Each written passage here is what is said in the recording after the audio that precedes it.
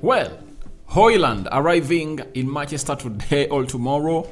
Reason has been given to us by Fabrizio Romano. He has not gone ahead to train with Atalanta today ahead of his travel to Manchester United. And most people have been asking themselves why the price had to obviously skyrocket through the roof to reach 72 million pounds. Welcome to United Matters channel. How are you guys and where you're watching us from? Smash the like button, comment and share. If at all you're watching us for the very first time, endeavor to subscribe to this channel so as not to miss out on stories that we do upload in here on a daily. I go by the names of Rock and David. Smash the like button, comment and share, and obviously continue to subscribe. Let's see close to 400 likes. Smash on this video, and let's not forget to really show the love of really subscribing so that we hit 15,000 subscribers before the month of August. Remember, today is the 1st of August, first video of this month on the United Matters channel, and I hope you guys are really going to enjoy it and you're going to view it massively, as Rasmus Hojlund is really one of those that you guys have gone ahead to love a lot. Suzuki Setback has been really confirmed by a source coming in from Fabrizio Romano, another credible journalist. And Donny van de Beek to Real Sociedad might be one of those deals that United are really looking at to see to it that they can collect some money from the Dutch international. So let's start it off with Fabrizio Romano, as he has gone ahead and told us the following: that Rasmus Hojlund could fly to Manchester later today or tomorrow after the documents have been checked. That is it. So Fabrizio Romano appeared on the United stand today and has gone ahead and reconfirmed us that Rasmus Hojlund has been delayed. All his medical has been delayed because documents have not yet been signed, so to it that they really allow him to obviously fly into England. And you know that because of the Brexit, UK is out of the European Union, and I think they're still trying to get what we call working visa and very many others for him to fly. But obviously it was easy for him to fly with Atalanta on Saturday, and he never played because that was a team that was coming to play and there was easy work. But for him to come into the UK to stay there and obviously be there, some documents have to be prepared and signed. So wait and see how that is really going to happen. Documents are being checked, and either today or tomorrow Rasmus Hojlund is going to be touching down Manchester to undergo his medical. And I think no sooner he arrives, that means he's going to be undergoing his medical, and I think on Wednesday he will be unveiled as a player of Manchester United, and he will take part into the first training session with Manchester United, because these players that flew from America back to Manchester yesterday are going to have 2 days of rest. I think Monday and Tuesday are going to be the days for United to rest, and on Wednesday they resume what we call the group trainings. That is it, coming in from Fabrizio Romano. So Rasmus Hojlund has not trained with Atalanta side today. He hasn't, because they know they have a deal with Manchester United, getting 72 million pounds, 60 million pounds of upfront, and 12 million pounds of add-ons.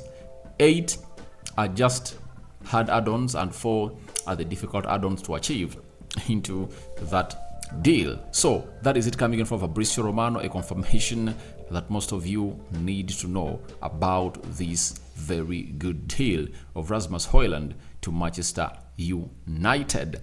Now, even Sky Sports have gone ahead to obviously throw in a story concerning Rasmus Hojlund. It read that Manchester United are finalizing the 72 million pound signing of Rasmus Hojlund.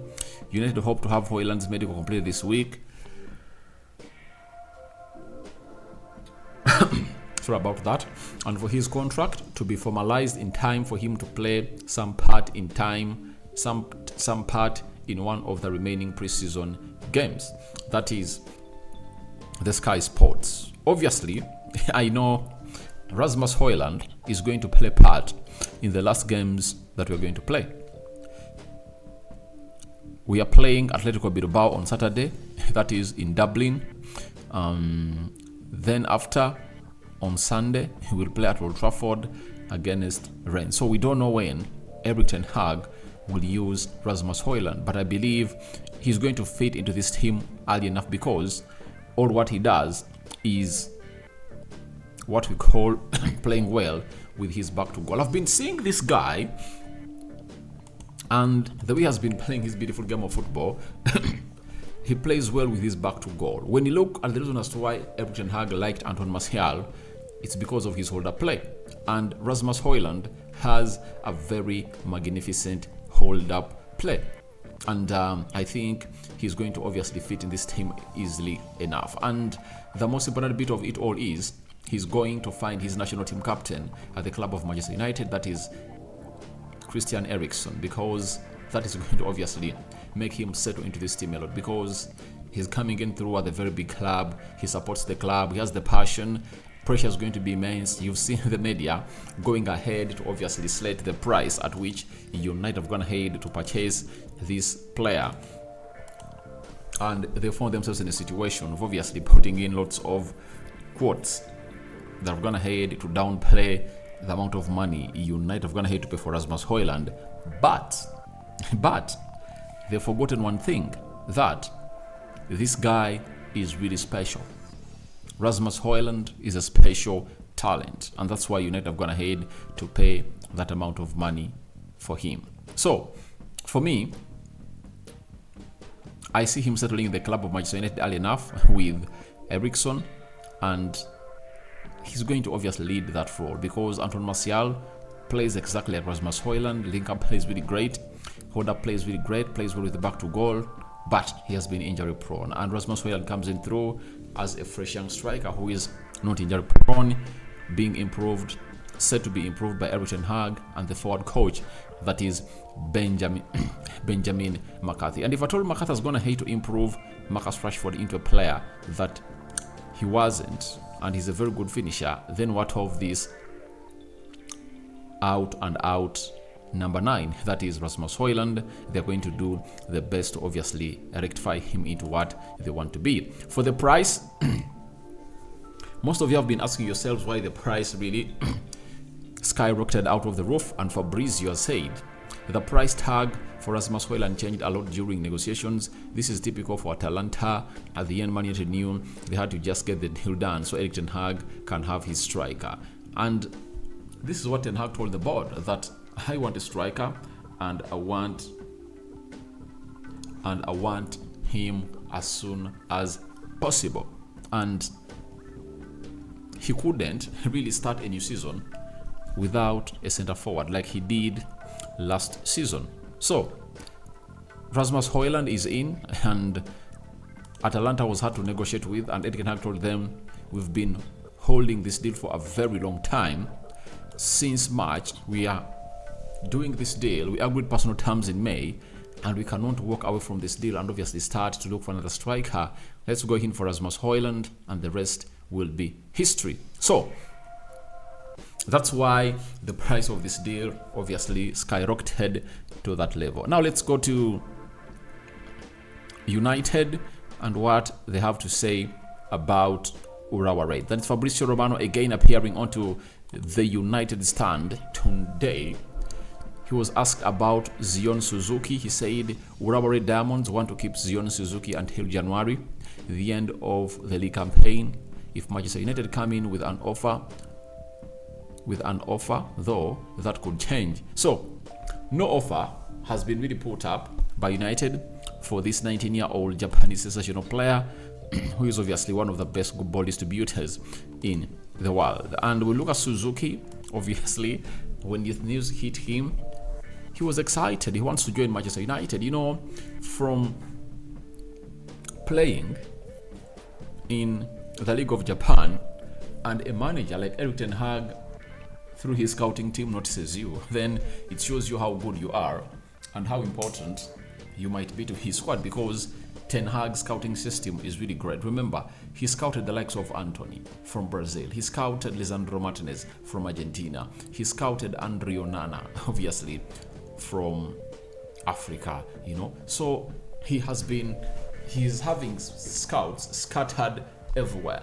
And that shows you that Suzuki is really a different kind of goalkeeper altogether. He has a lot to add to the game, and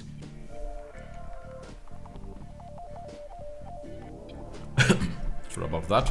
And with time, he's obviously going to be one of those best players that the world will ever see and will ever know. So what shocked me last fortnight was I read a story that Suzuki wants to stay at Urawa Reds and play in the Olympics with Japan. Now, I don't see that move to United blocking his position in the Olympics. I don't really see it, because if you're at United, Japan will always call you to play for your team, and he might find himself in a position of really playing for the national team and being in goal because of him being at Manchester United.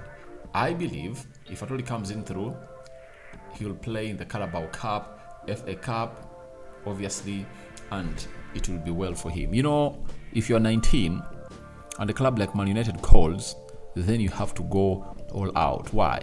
You would have been put in the spotlight, and the few games you'll get at Man United will obviously put you into the shop window if at all you want to obviously find yourself sold, and obviously some good money can be gotten in and you can be sold to other Premier League teams. And for Suzuki to be playing in the Premier League will be a very huge achievement for him, because few Japanese have gone ahead to play for in the Premier League and obviously excelled. I think the latest one to play there is Takahiro Tomiyasu. United had Kagawa. I think we had Honda. In which team was it? Fulham or Charlton? One of those teams. So we wait to see how many other Japanese will come in through and obviously play. Takumi Mino, also a Japanese, came in through and really featured at Liverpool, but obviously things went on and he was sold. So that is it for Suzuki, but it's really worrying if it's true. That means we should pay, or we should make a very huge bid to see to it that we sign this player in at Manchester United. Then Simon Jones at the Mail Sport has told us that Manchester United are waiting offers from Real Sociedad for Donny van de Beek, while Galatasaray have been short of their offerings for Fred, but Fulham and Saudi clubs remain in the frame. Now, for Donny van de Beek, I really love the player, though I believe for him to resurrect his talent, he needs to leave Manchester United and obviously find another team to play to. Putting up close to 2 assists in the game we played against Borussia Dortmund that saw us lose by 3-2. He went ahead to score a goal against Lyon.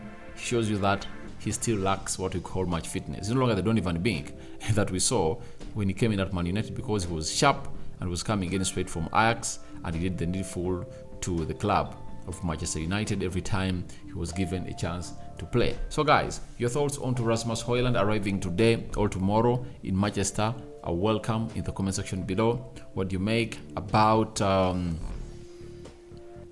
Suzuki and his plan of not joining Manchester United, plus the Urawa Diamonds, the team that plays for, wanting to sell him in January? And lastly, what do you mean? What do you make about Donny van de Beek and his situation? Do you think United should sell him or not? I sign out for now. See you later. I cover you all in the precious blood of Jesus Christ. May the living true God bless you abundantly. Rukan David is my name. Ciao, ciao, my beautiful mates. Bye bye.